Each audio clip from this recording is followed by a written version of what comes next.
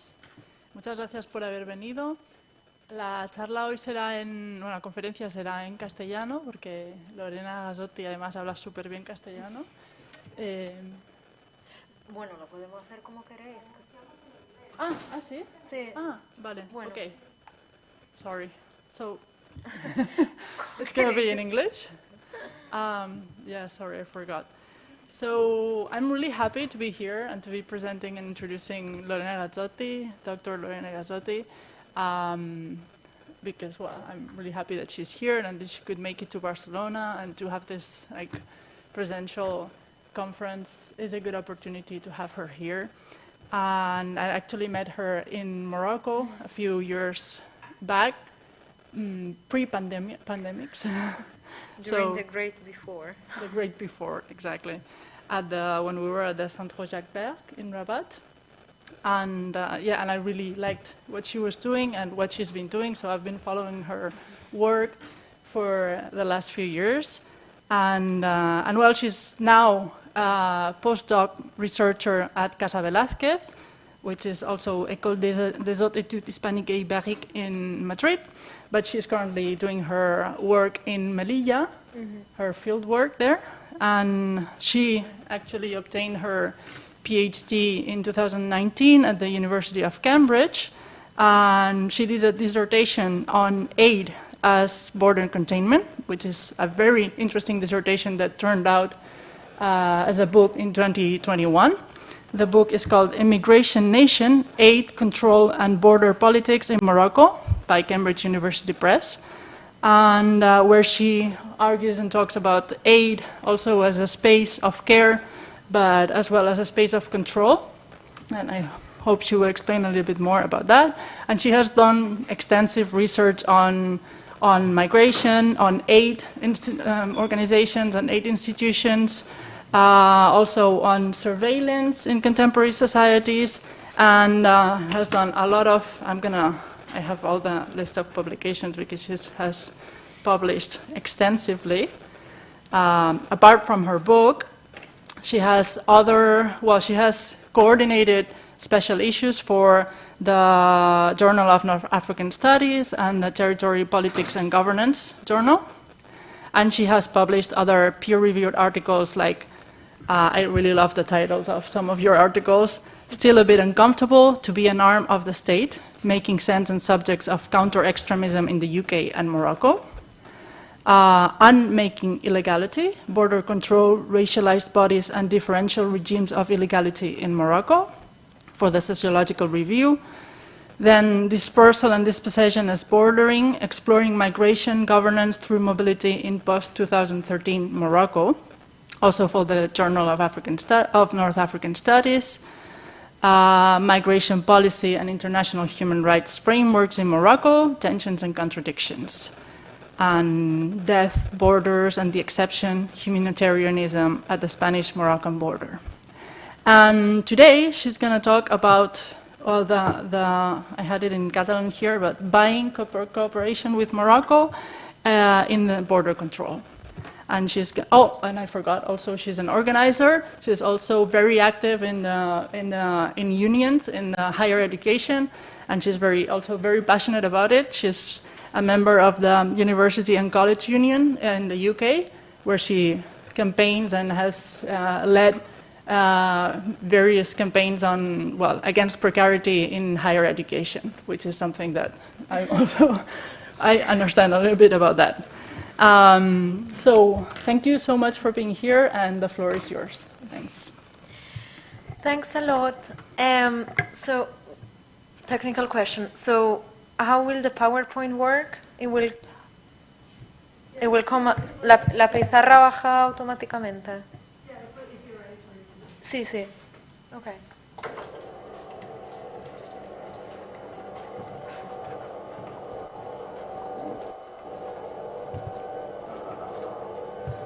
No pasa nada. Okay.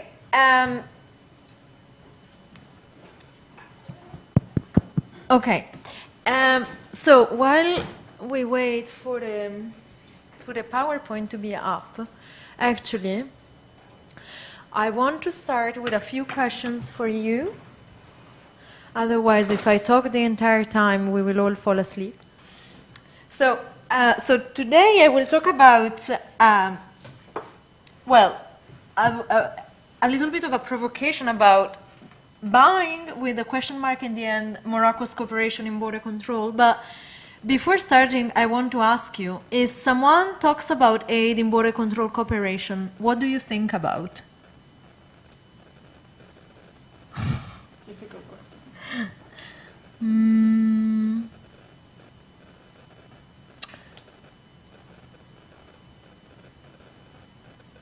For example, what do you think about if someone tells you, what is the first image that comes to your mind if someone tells you aid in border control cooperation? I think when different countries are cooperating borders to control the people, maybe technical cooperation, other kind of aid to help people that are passing the border. Humanitarian aid, maybe. Okay, so it's about two countries controlling the flows of people in and out through technical cooperation and so on and so forth. But what does the word aid make you think about? For example, you that are nodding, so you compromised yourself. I think that maybe when a country is trying to solve the problem in the origin country, giving money to the country where the immigrants are coming. I'm sorry. Okay. So yes, this when a country that is receiving immigrants gives money to the country that is where the immigrants come from, no, to trying to ease the economic the economic problems, no, in order to avoid this illegal immigration. So it's a country of destination that it makes you think about a country of destination that tries to give money to a country where migrants are coming from or are passing through, so to solve the problem, so to solve the issues why they migrate in the first place there. Okay. What is the way how do you think that in practice happen? Because one way is to think that a country like Spain can give money to a country like Senegal to stop migration at the origin, but in practice, how do you think that happens? For example, how do you think that happens? Can you repeat the question? Sorry, because I thought about these questions for like 4... Practice? Okay. So for example, let's say, Zapatero in 2006, during the Cayuco crisis, decided to put together the Plan Africa and to give money to a country like Senegal to stop migration at the origin. So Zapatero gave money to Senegal to stop migration at the origin. But what kind of activities are put in place to stop migration at the origin? Okay, what kind of activities does Senegal... Yeah, with the aid of Spain, what kind of activities does Senegal do to stop migration at the origin? A priori, I would say more police control, maybe. Information transfer. What does information transfer mean? Like maybe intelligence aid. And I don't know, probably even military help if the issue is deep enough. I don't know. And I don't know, to be honest. Okay. So increased border policing, information gathering, sort of intelligence gathering. Anything else? Anything else? You, for example? You with a white shirt. Yes. Can you think of anything else? Maybe strengthening some institutional like powers or policies. For example? Like healthcare, for example, could be, or education. Just in that kind of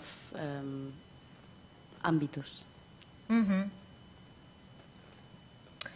Anything else?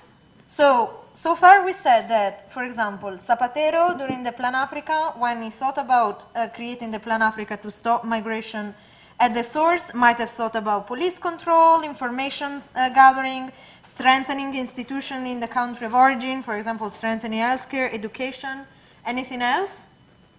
For example, you, with the other white shirt with Monaco. Can you think of anything else?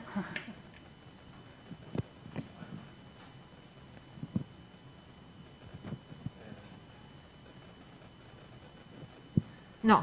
Okay. Fair enough. Yes? I think you need to provide people at the border control with food and shelter, Mm-hmm. right? And probably, yeah, healthcare at some point.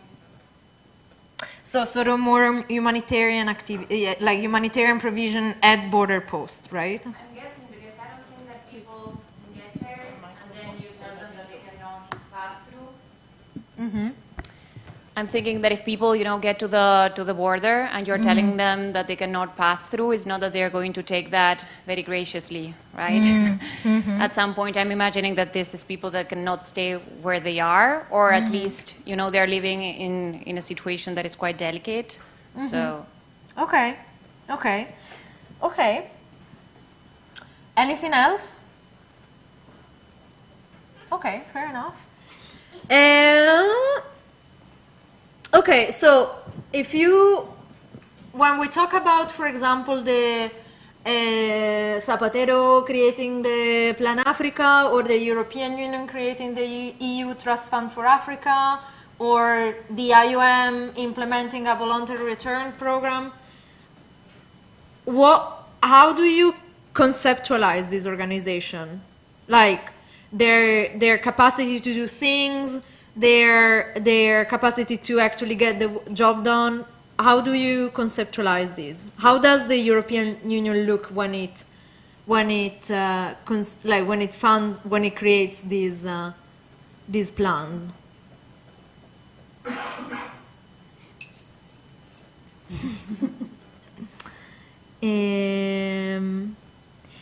You with the white shirt and the green camiseta de tirantes. Sorry, if you can wait for the microphone because we Yeah. have the streaming, so Sorry, my students hate me. sure they don't.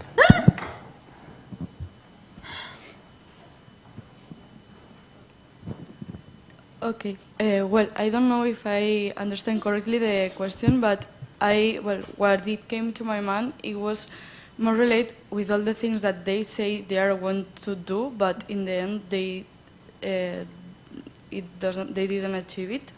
I mean, like, I don't know concretely about the Plan Africa, but maybe they say that they will apply an education program, a healthcare service, but in the end, I'm not sure if the agency that did it, they do it, they applied correctly or, well, this is what I came to mind. So it's like the sense is that, okay, they say they do certain things, but it's not completely clear what is done, what happens in the end. Yeah. Fair enough. Anything else? And how are origin and transit countries like Morocco, Tunisia, or Niger, or Libya generally depicted in these debates? So the European Union gives 101 million euros to Morocco to combat human trafficking at a moment where a lot of people are crossing the border, are crossing the Gibraltar Strait. How do generally media portray Morocco in this situation? You with the blue shirt, blue and white shirt. Well, I would say Wait.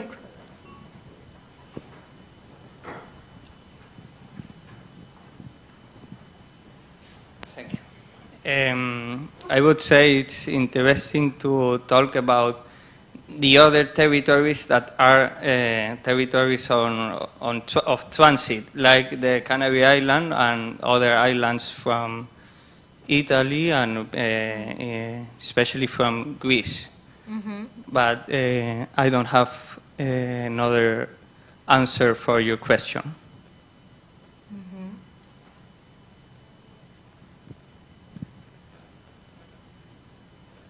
Okay. Anything else? Yes. Sorry, Elizabeth, I'm making you running around. Yeah. You won't have to go to the gym. Yeah. Well, I think these countries are depicted as buffer zones, buffer countries to contain all these migration flows that come from southern Africa and so on. Mm-hmm.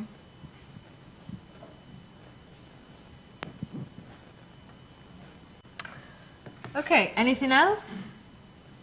Okay, so the good news is that this is pretty accurate. So you said a number of things that are actually quite accurate depiction of how the media portray aid in border control cooperation and actually how politicians talk about border control cooperation. So the first thing is that like the kind of activities that are implemented through development budgets that are allocated to the field of migration is actually pretty accurate. They're generally spent in sort of ramping up specific technologies of police control. In the case, for example, of Senegal during the Cayuco crisis, Spain funded joint border patrols units. Information transfer, for example, agencies like Frontex or supranational bodies like the IOM get a lot of money in order to do information exchange, information gathering and information exchange between different countries at different points of the migration route. A lot of this money is spent also in capacity building for countries of origin and transit, with the idea that if you strengthen institutions at points of origin or transit, people will stop coming, which is obviously not true. People keep on coming even if they have a better school or if healthcare improves. Actually, there are some theories that say that if development, like the sort of human development of an area increases slightly, people will start migrating more because they have more means to migrate.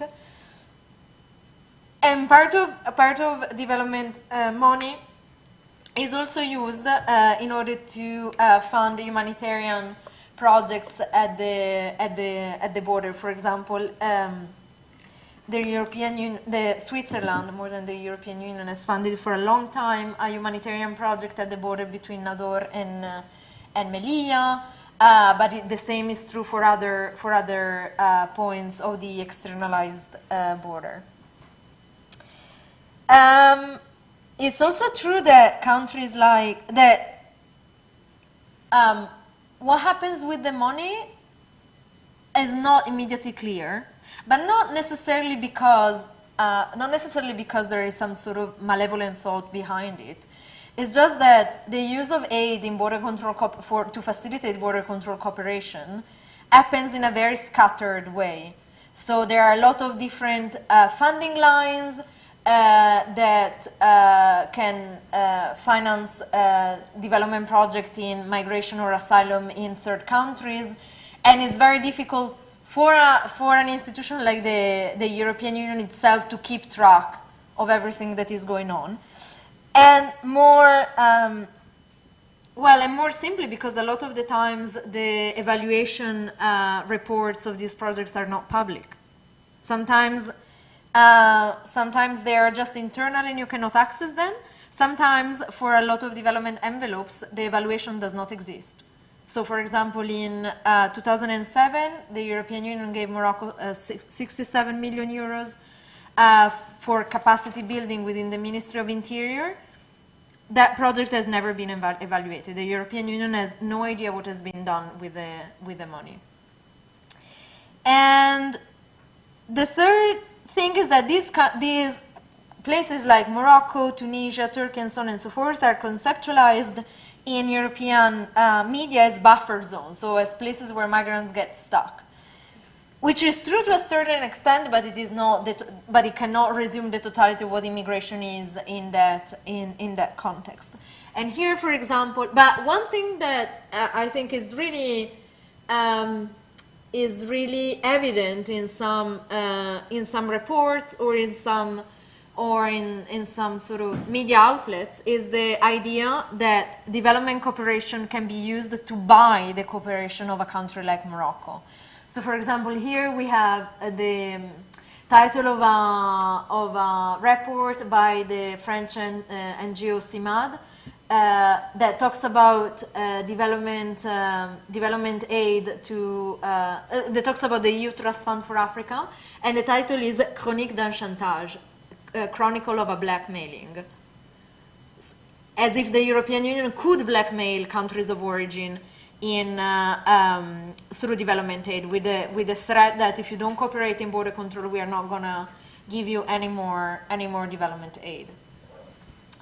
And for example, this is the text of an article from The Guardian that clearly says, what does Turkey get in return? So as if Turkey was doing it because the money was enough to convince a country to cooperate in border control cooperation. Obviously, we are talking here about diplomatic relations between countries that seem to have a lot of power: the European Union, Spain, Italy, the US, Australia, and so on and so forth, and countries that at first sight seem to have very little power: Morocco, Turkey, and so on and so forth.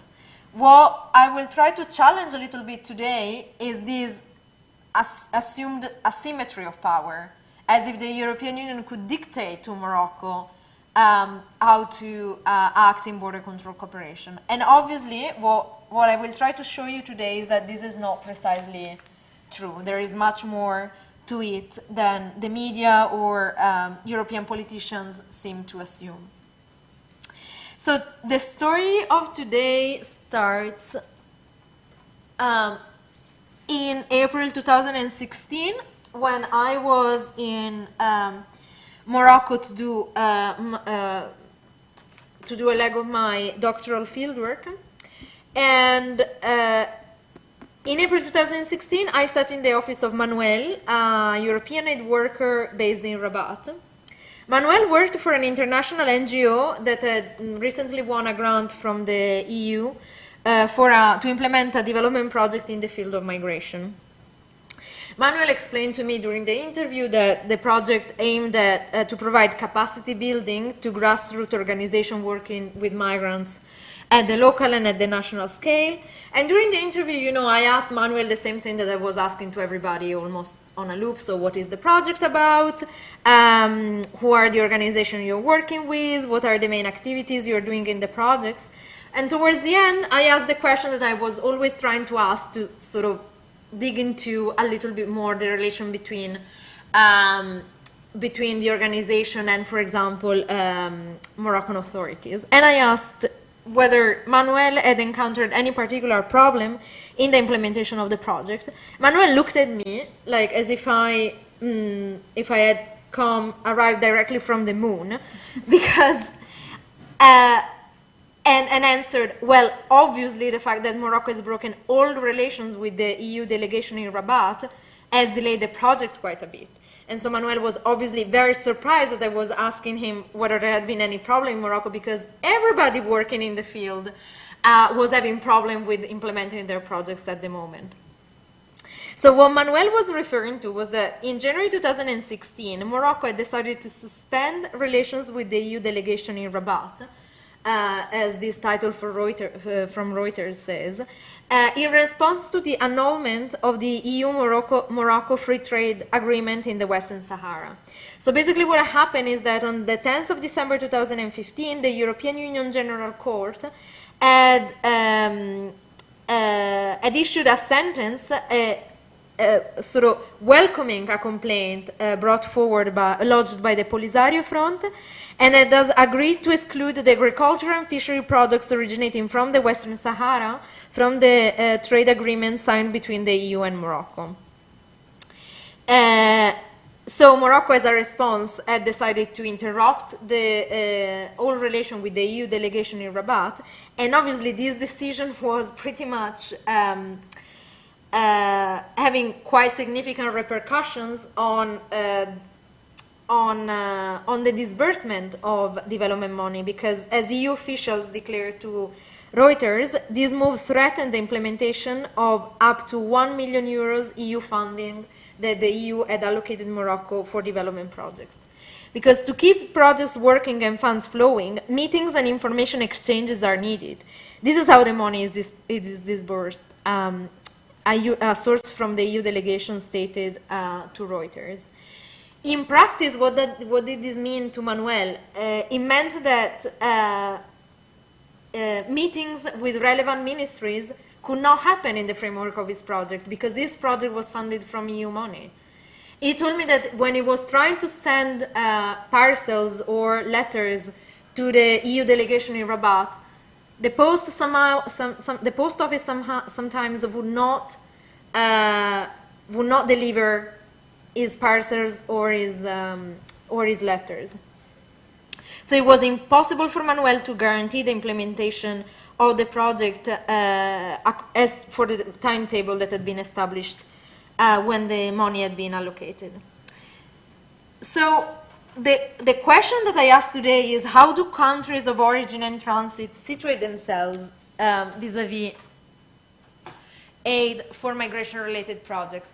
When do they cooperate and when do they not? Because the decision made by Moroccan authorities in 2016 is very much at odds with current discussions of aid in border diplomacy. Because in academia and in civil society literature, people have long tended to portray aid as a sort of bargaining chip that the states in the global north and supranational entities like the European Union can use to buy countries in the south into migration control cooperation. But in the anecdote that I just recalled, Morocco actually endangers the disbursement of aid budgets to reassert the terms of its partnership vis-a-vis the EU on an issue as sensitive like that of the Western Sahara. So today we will dig a little bit into the Moroccan case and find out that countries of origin and transit do not indeed always cooperate, do not indeed always welcome aid in the field of migration with open hands. Very often they decide to cooperate or not with global north actors and their partners, depending on how specific aid-funded projects fit in the broader domestic and foreign policy strategy. In particular, we will discuss three different strategies that country of origin and transit can adopt. The first one is facilitation, the second one is negotiations, and the third one is obstruction. So, just to... Do you want me to do it for you? No. Además que en teoría se tendría que hacer con esto, pero no pasa nada.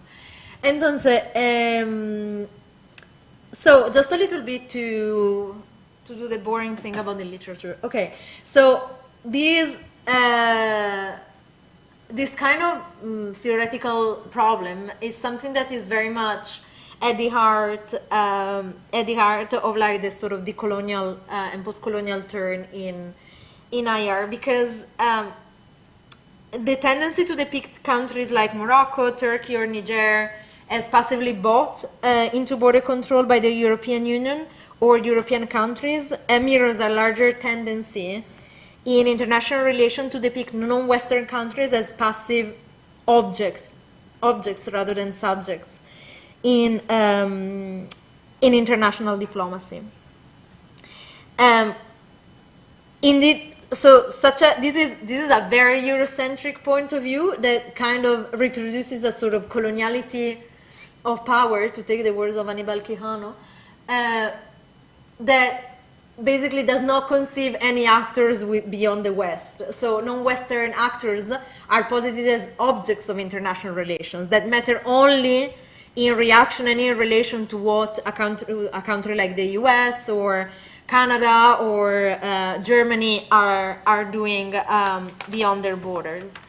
But more recently, the post-colonial and decolonial turn in IR has started conceptualizing foreign policy strategies adopted by so-called subaltern subjects as the product of decision made by autonomous geopolitical actors. In recent decades, non-Western countries and non-Western actors are being studied as IR subjects in their own right. And this allows to do a number of things. So because if we for example, start analyzing Morocco's foreign policy in its own right, not in relation to what the European Union does and does not, we realize a few things. So first of all, the North, the global North, is one interlocutor amongst many. Because a country like Morocco, for example, has a very developed African policy. It has relations with powerful non-Western countries like China. And here again, when we start mentioning, China and South Africa and so on and so forth, what is the South start becoming a bit more blurred. Because the South is not a flattened category. Not all the countries in the South has the same little power that traditional Eurocentric international relations have conceived. And there are hierarchies within the South, which make South-South cooperation very challenging at times. The other interesting thing is that when you start analyzing a country like Morocco or Turkey in its own right, you start seeing that domination and resistance are not necessarily opposite with each other. So when a country like Morocco cooperates on border control with the European Union, it is not necessarily a symbol of subordination to European Union imperatives. Morocco can cooperate with the European Union in order to gain even more power vis-à-vis the European Union. And that has been very evident in the past 30 years. And as John Sharp says, subalternity then becomes a position that is marked by ambiguity. Because it is not completely other, it is not completely resistant or alternative to dominant geopolitics.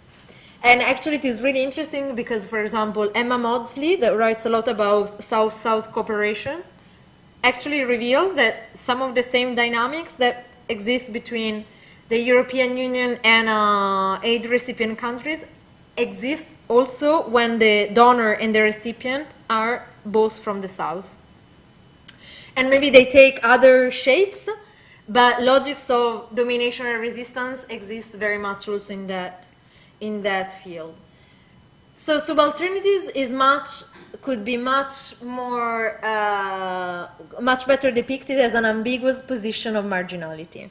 So where to be marginal does not necessarily mean being subordinate, but it does not always necessarily means outright resistance. It is much more refined as a... Hello? Okay.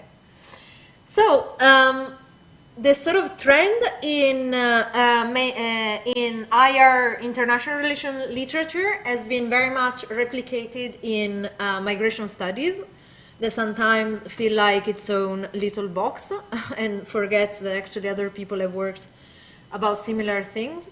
So the mainstream assumption that was very much popular 10 years ago, but it is still quite popular, is that aid works as a bargaining chip to buy the cooperation of countries of origin and transit. These happened because in border externalization more broadly, countries in the South were conceived to be unable to resist the pressure of the European Union in border control. So, for example, when the European Union started pressuring Morocco to better control its border, Morocco was branded as the gendarme de l'Europe, as Europe's policeman, right? More recent work has started casting the South as an actor in border control, as an actor that can cooperate or non-cooperate.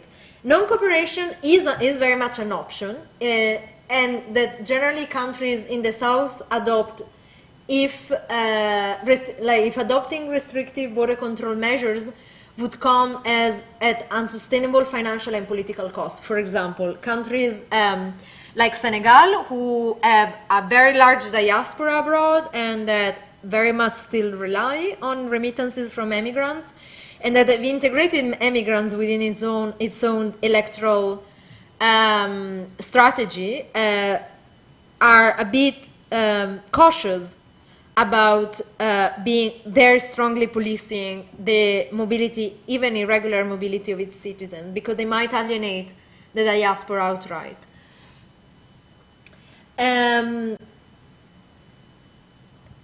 But as I said before, we should not think about cooperation and non-cooperation in a binary between resistance and domination, because Morocco, Turkey, Libya, Tunisia can decide to proactively cooperate with the European Union, Italy, Spain, to increase their international legitimacy, or if that allows them to accumulate other financial and diplomatic resources. And we have seen it very recently with Pedro Sanchez's declaration over the Western Sahara. It is very clear that Morocco has sort of accumulated enough power to have become an essential partner for Spain, to the point that Spain might be pushed to change completely its position on a diplomatic issue where it had maintained the same sort of neutral position for a long time. Now, okay. So just to put things a little bit more in context. So the Western Mediterranean border has been a space where bordering has been going on at a steady pace for the past 50 years. So in the 1970s, Western European countries started tightening their migration control policies, and migration flows started going before south, so to Italy and Spain, and started changing nature. So much more people started crossing the border irregularly. In 1985, the Schengen Agreement is signed, and Italy and Spain, in order to adapt, to sort of conform their border control policies to that of other European countries, start imposing visas on third country nationals, start signing the readmission agreements with countries of origin. And in the early, obviously, this process of sort of lifting of internal border controls within the European Union puts much more pressure on countries, on southern European countries, to control the external border with African countries and Middle Eastern countries, in the case of Greece. In the early 1990s, Spain started pressuring Morocco to control its borders a bit more, because it starts understanding that unilateral border control will not give the returns, the hoped returns. And Morocco, slowly at first, and then at a much faster pace, starts sort of adapting its legal, administrative, and sort of policing structure in order to better control its Mediterranean and Atlantic borders and the borders surrounding the Spanish enclave of Ceuta and Melilla. So in 2003, Morocco adopts a much more restrictive immigration policy, immigration law 0203. In the following decade, it starts implementing border control policies that are in clear breach of human rights, for example, massive arrest campaign, followed by dispersal of migrants in the desert at the border with Algeria and Morocco. These kind of techniques obviously put Morocco under the spotlights of international observers up to a point in 2013 where Morocco incurs in a lot of reputational damage, because a number of different NGOs start issuing reports criticizing its very strict and human rights problematic border control policy. To sort of recover a little bit from this reputational damage, Morocco in 2013 adopts a new human rights-based immigration policy that promised, to sort of issue into a reform of Law 0203, to produce an introduction of an asylum law. And in practice, what happened is that Morocco ran two regularization campaigns in 2014 and 2017. For some time, massive arrest campaigns in the north of Morocco came to a halt, but they started again in 2018.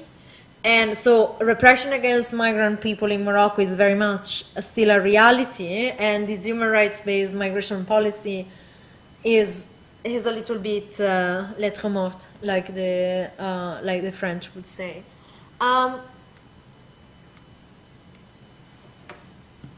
Where does aid come into that? So, aid, when European countries started understanding that unilaterally controlling their borders would not achieve the level of decrease in irregular migration that they desire, they started thinking that maybe they needed to push countries like their neighboring countries to ramp up border control a bit. So aid in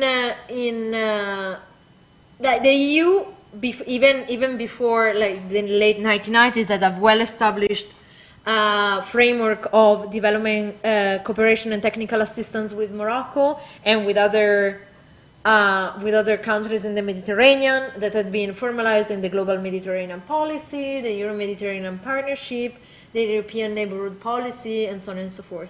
But it is in 1999 that aid starts playing a very clear role in border control cooperation, because at the European Council in Tampere, the EU formally adopted the external dimension of border control cooperation, which means that migration and border control cooperation had to be integrated in all aspects of the EU foreign policy. In practice, what did this mean for development cooperation? Well, the European Union simply started establishing development programs that were targeting migration and border control specifically. So in 2001, it was funding line B7667, a very non-sexy name. In 2004, it was the Aeneas program. In 2005, it was this all came formalized into the global approach to migration that became global approach to migration and mobility in 2011. In 2007, the Aeneas program is replaced by the thematic program for migration and asylum, and new programs started emerging. The biggest one being the EU Trust Fund for Africa in 2016. So, what was funded through these different programs? Well, everything, the most diverse things, from projects to strengthen education institutions in areas of particular immigration pressure, to programs providing humanitarian assistance in border areas, to programs, for example, to buy military vehicles and vans to transport irregular migrants for the Moroccan Ministry of Interior. So this program have funded nothing and everything. But coming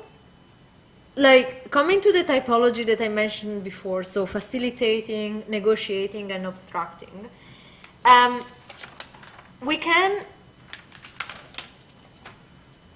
so Morocco has adopted three different attitudes towards migration-related development programs. So the first one that I want to talk about is facilitation. And I want to talk about facilitation by taking the example of the voluntary return program. Do you know what is the voluntary return program? No one? Okay. So the voluntary return program that in Spain is implemented by the IOM, and in Morocco it is implemented by the IOM too, is a program that generally that facilitates the return of migrants to their origin countries through basically an administrative, by providing migrant people with administrative and economic support to go back to their country of origin. What does administrative support mean? Well, in the case of Morocco, for example, the IOM will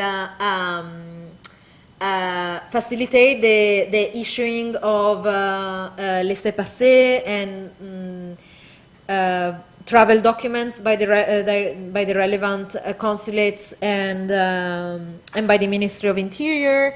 The economic support to return consists generally in purchasing travel tickets for migrants to go back, and more rarely in providing some sort of financial support to start an income-generating activity in the country of origin. That can be, you know, starting a small restaurant, buying a motorbike to be a delivery man, or these kind of things. But this is rare. It depends on the funding arrangements. The part that generally is consistent is the purchasing of travel tickets and the administrative support to be logistically able to go back.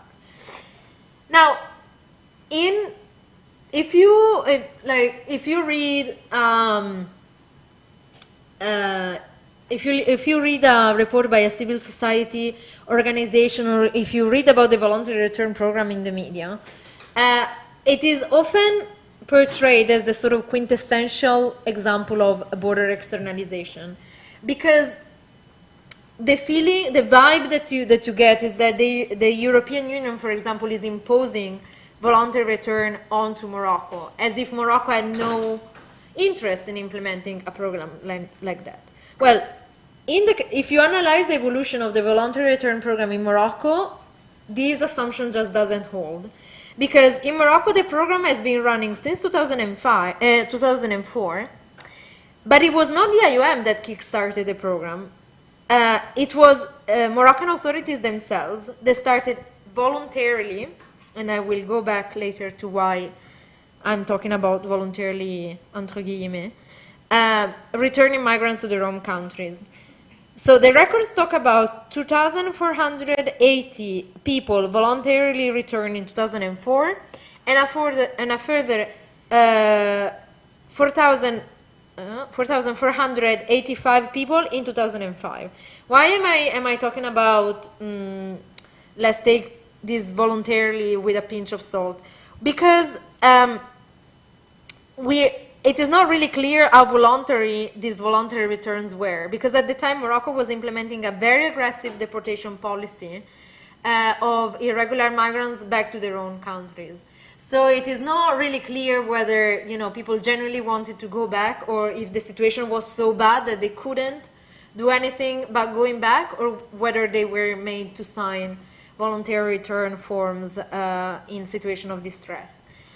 But in any case, whether they were generally voluntary or not, it is Moroccan authorities started using the expression voluntary return first.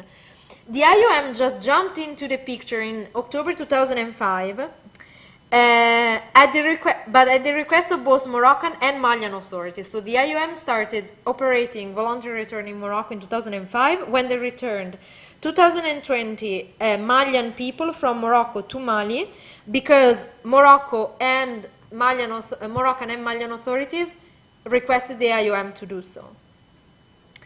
And the IOM at the time did not have an office in the country, and the presence was extremely weak. In the following years, the voluntary return program remained really unstable. So the IOM then in 2007 opened a mission in the country, and it continued implementing voluntary return, but the program had to be suspended in 2010, 2012, and 2016 because of funding shortages, because donors were not giving enough money for the program to and by donors I mean European donors were not giving enough money for the program to operate. This situation miraculously changed in 2013 because Moroccan authorities agreed to become a donor of the program. So Morocco started paying the IOM for voluntary return. And in particular, Morocco between 2014 and 2016 subsidized the return of 5,500 people from Morocco back to their country of origin for a total contribution of 3.5 million. So Morocco is acting as the contrary of a very passive subject that is being bought off by the European Union, because actually Morocco is giving money, its own money, to the IOM to make sure that the program can run and that there are no longer funding shortages. But the question obviously is, why would Morocco do that? Why would Morocco facilitate the implementation of a border control program that basically tries to control the presence of people in its country that Europe doesn't want to cross? Well, the answer lies in the fact that voluntary return fulfills three different priorities in Morocco's domestic and foreign policy. Sorry, this is the timeline. Well, anyway. Okay. So the first function it fulfills is that it allows the country to reduce the cost of border control by garnering the financial support of international partners. Because yes, Morocco is funding the tickets, but European donors like Switzerland or like the European Union or Denmark and so on and so forth are funding this sort of economic reintegration activities. So the function also including the functioning of the IOM office itself. So, for example, migrants that apply for voluntary return in Morocco while they wait to go back, because there is quite a long waiting list, can undertake professional sort of labor skills courses in the most diverse field: cooking, sewing, and so on and so forth. And if they come from certain specific countries, like I remember Burkina Faso, Senegal, and so on and so forth, Germany was funding a program a few years back in order to give these people a little economic envelope to invest in starting a new financial economic activities in the country of origin. So basically, Morocco is paying the ticket, but European countries are paying for the higher chances that people do not cross again once they have been returned to their country of origin. Even though this is not true, people cross again, whatever happens. The second function is that it allows Moroccan authorities to be seen as offering a humane alternative to migrants stranded in the country. So actually, funding the voluntary return program actually fitted quite well Morocco's new, radically new migration policy, because people were given two options. You can regularize if you want to stay in Morocco. If you don't want to stay in Morocco, you can apply for voluntary return and go back to your country of origin. Obviously, this kind of shadow, put in the shadow the mass repression of migrant people at the northern Moroccan border.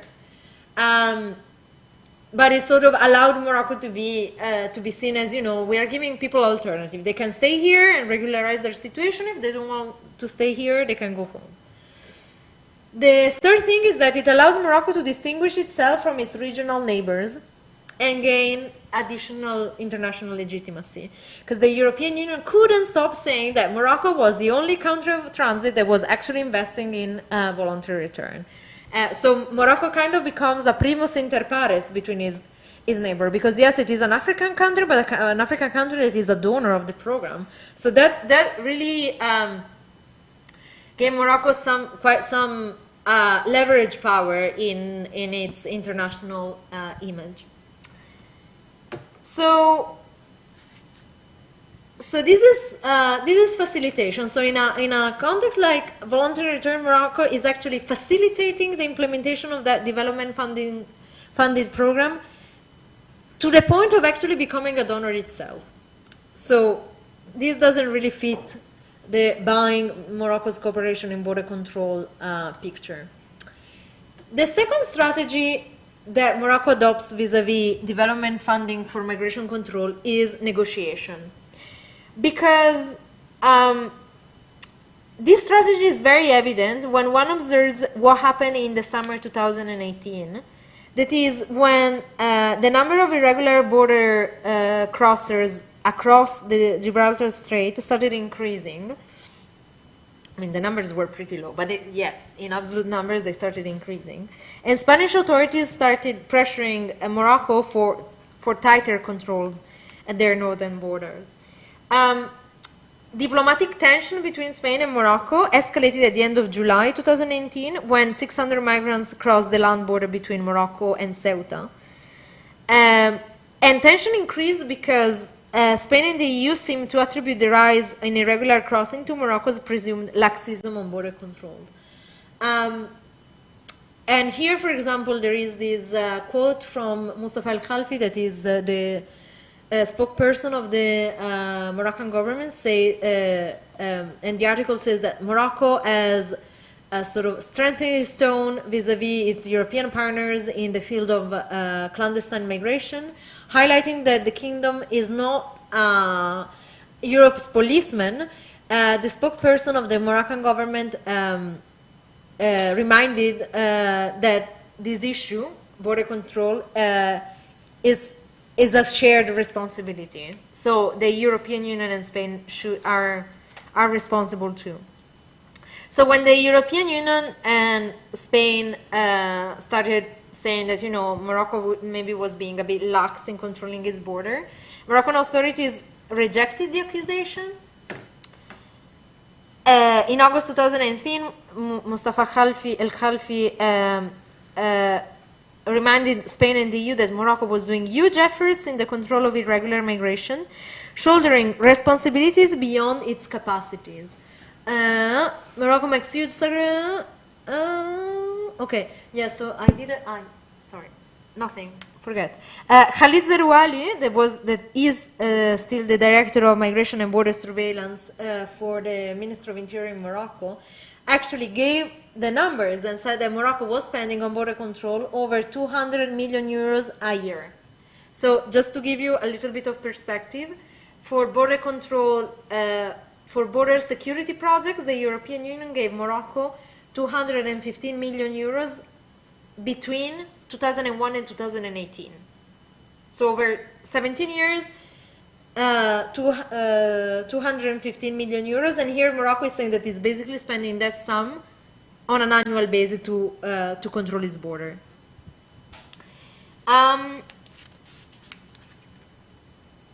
Responding to this kind of prompts from Morocco, Spain actively lobbied the EU to provide more substantial financial support to their southern neighbor.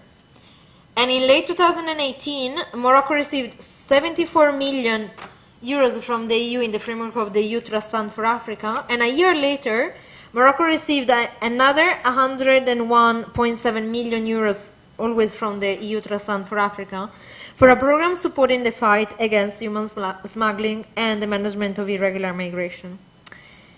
So in this case, it is very clear that the allocation of aid in the field of border control was not very smooth and straightforward. And it was certainly not a process where the EU compensated Morocco for complying with its request to ramp up border control. Especially because Morocco was very clearly saying to the EU, you're giving us peanuts. Like, we are spending in 1 year what you've given us in 17 years.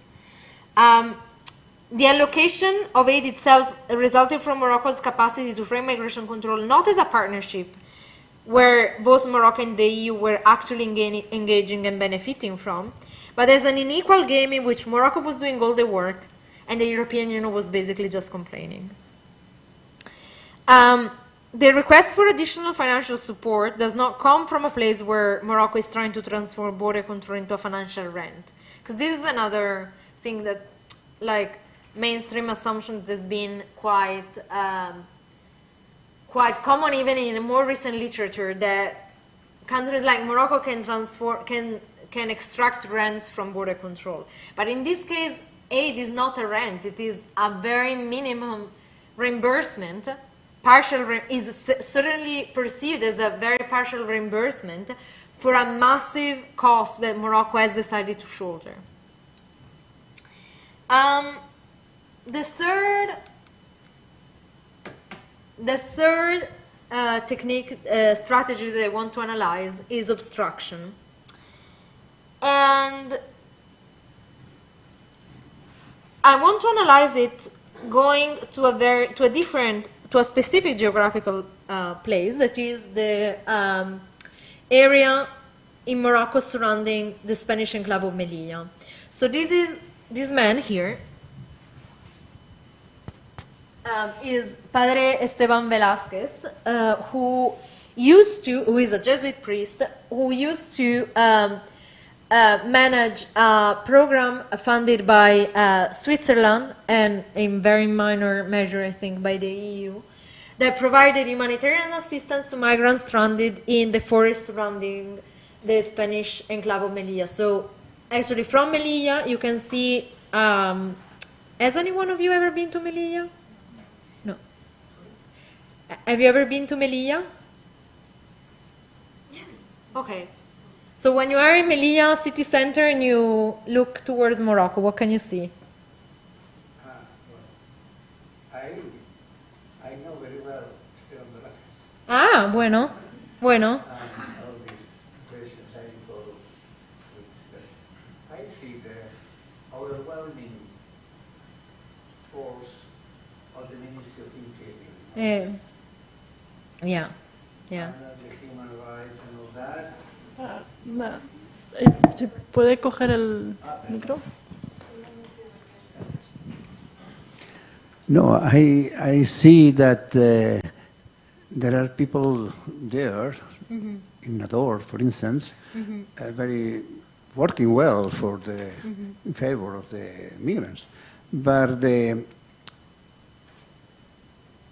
strength of Ministry of Interior and policies of Minister of Interior, either in Europe and Spain and in Morocco, too strong, overwhelming over all the affair. No? Yeah. So it's the question of police repression is the main point. Is the main point, and right. not the human rights of people, and with a waste, enormous waste of potentialities that these migrants, especially young migrants, has. Yeah. And now, talking about, the strength of, the sort of primacy of policing priorities over human rights. So the reason why I started with this picture is because I mentioned at the beginning of this meeting that Morocco has obstructed the implementation of some development-funded projects. So at the beginning I talked about when Morocco interrupted communication with the EU delegation in Rabat. But now I want to talk about a project working with migrants at the border with Melilla. In this area, Doctors Without Borders have been working with migrants, providing medical assistance and other kinds of support between 2003 and 2013. But in 2012, the NGO announced that they were closing down the Moroccan mission. But obviously they were closing down the Moroccan mission because in their perspective it did not make any more sense to work there, because they had been working there for 10 years. The situation for migrants was still terrible, and what was really needed there was an organization for the defense of human rights and not a team of doctors, as they said. So just before going, MSF did two things. So first of all, they tried to find other organizations that could, take up the work that they were doing, not to leave anyone without medical support. But the second thing that they did is that they published a very critical report criticizing Spanish, Moroccan, and Algerian authorities, and basically saying that the work that they were doing was basically to heal the violence that state authorities in these three countries were provoking onto migrants. So MSF publishes the report, they leave, and what happens? The IOM basically recovers the program, launches an aid-funded project to replace MSF humanitarian program, and the program is implemented on the ground by Doctors of the World in Oujda, at the border with Algeria, and by a religious organization headed by Padre Esteban Velázquez in Nador. What happened? It happens that Moroccan authorities straight away make it very clear that they are really concerned about another project providing humanitarian assistance to migrants at the border, especially when Doctors Without Borders has published a very critical program, a very critical report, and Doctors of the World starts operating in the same area. So in late 2014, Moroccan authorities shut down the Office of Doctors of the World, and for a long time, Doctors of the World are simply unable to work in, to operate an office because Moroccan authorities are not granting them the permission to open one. And in 2016, Padre Esteban Velázquez from Nador goes to Melilla to make a day trip, like a lot of people that live in Nador do. But when he tries to go back, Moroccan authorities tell him that his residency permit is expired, is no longer valid, and do not allow him to go back. And a friend of mine actually had just started working in that area that week, and Padre Esteban Velázquez was simply not allowed to go back to Morocco. Why did this happen? Well, in the case of Padre Esteban Velázquez, everybody was pretty sure that it was because, he was very clear in his criticism of Moroccan and Spanish authorities vis-a-vis border violence. He was talking to a lot of journalists, and he had talked to other NGOs that were coming to do reports in the area, and in the case of Doctors of the World, there was this fear that they were Doctors Without Borders in disguise, and so that they would apply the same advocacy strategies. So it was pretty clear that Moroccan authorities were very fearful that another medical organization operating at the border would simply end up replicating the same advocacy strategy undertaken by MSF. Obviously, shutting down the office of one NGO and expelling the director of the project of the other NGO implementing the program are actions that undermines the smooth everyday operations of a development of an aid-funded project. But Morocco didn't mind. Morocco was ready to obstruct the. Un minuto, sì, perfetto.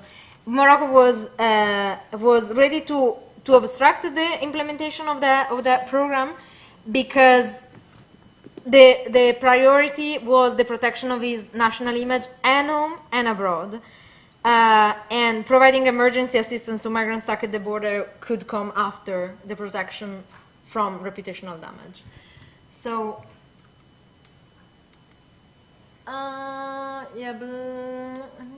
okay, yes.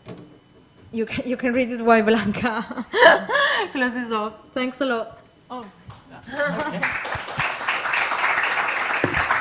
Thank you, Lorena.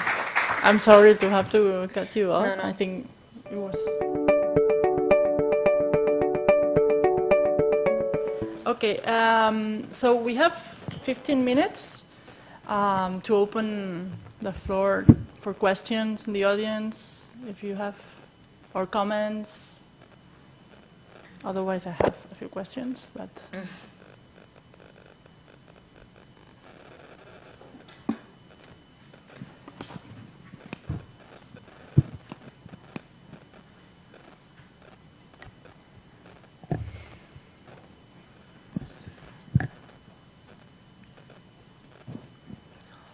Well, thank you for the presentation. It was very comprehensive. At least for me, that I don't really know that much about the conflict in Morocco and the relationship between Morocco and Spain. It was very illuminating. I just wanted to make a comment more than a question and maybe hear your thoughts on this. When you were talking about, you were actually quoting Quijano with this coloniality of power and Europe being like the main source of colonialism, or at least this is how it's seen from overseas and particularly from the colonies, I believe. I think there's like a big difference between colonialism and imperialism, and I think that's the main difference between how Europe and probably colonies, behave towards Europe, and then what happens with United States, probably another, zones of influences of the states. I don't know how you see this, but I mean, coming from the global south, I believe there's a big difference when it comes to power balance, and when you compare, for example, Europe and its colonies and how they behave, you know, towards Europe, and then of course, you know, United States and the territories that somehow have been influenced by United States, but more from an imperialism approach than colonialism, because it's different. Can we get another question if there's, and then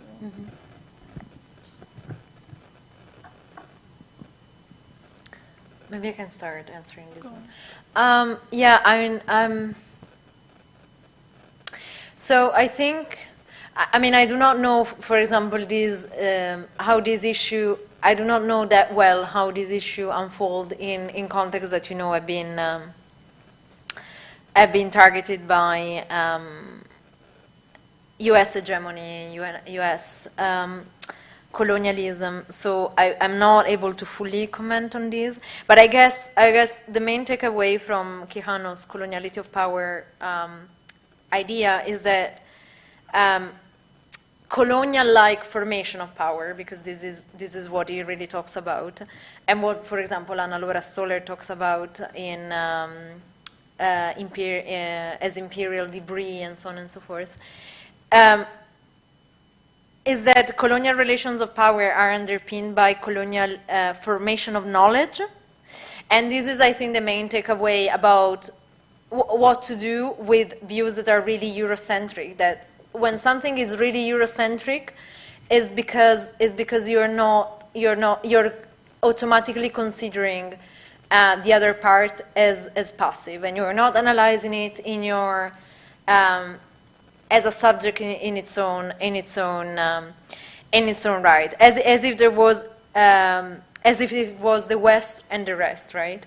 And I think there is a really interesting article by Irene Fernandez Molina that says, why does it matter when Mohammed VI goes to Russia, for example?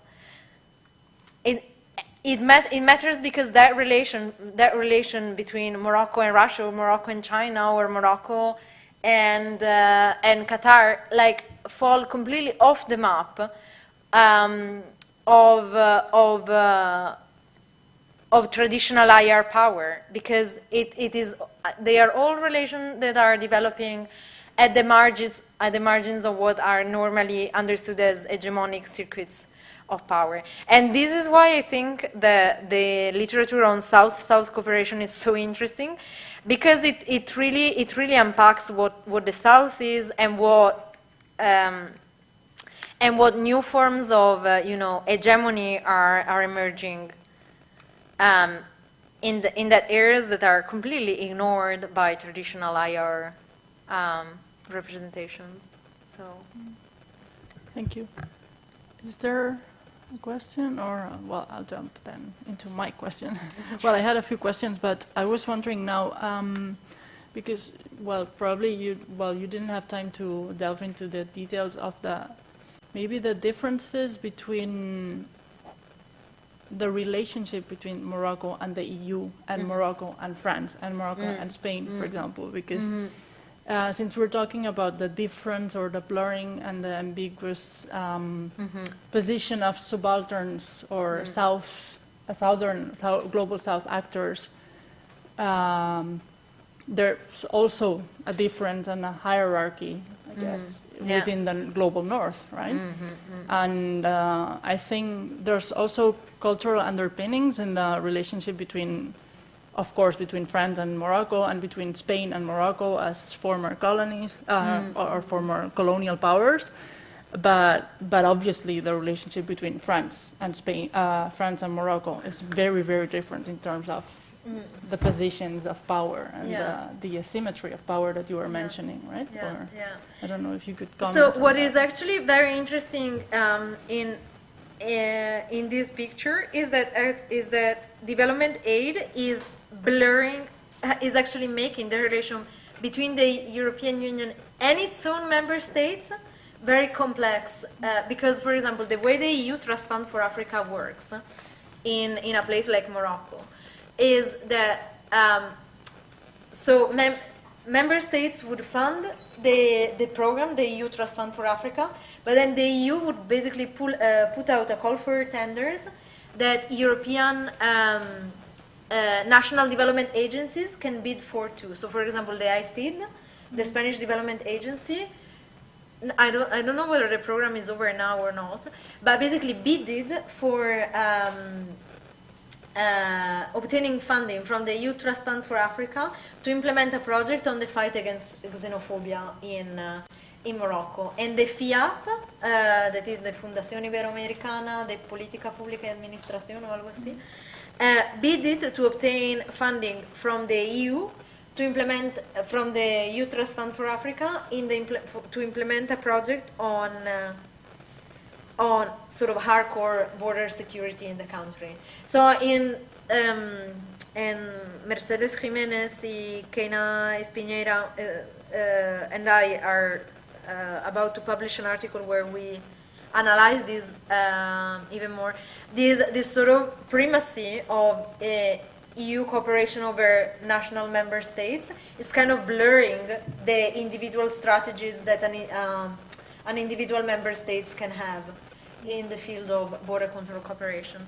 So it's quite interesting because, for example, a country like France, there were, that I know of, there were basically no, France didn't even fund it.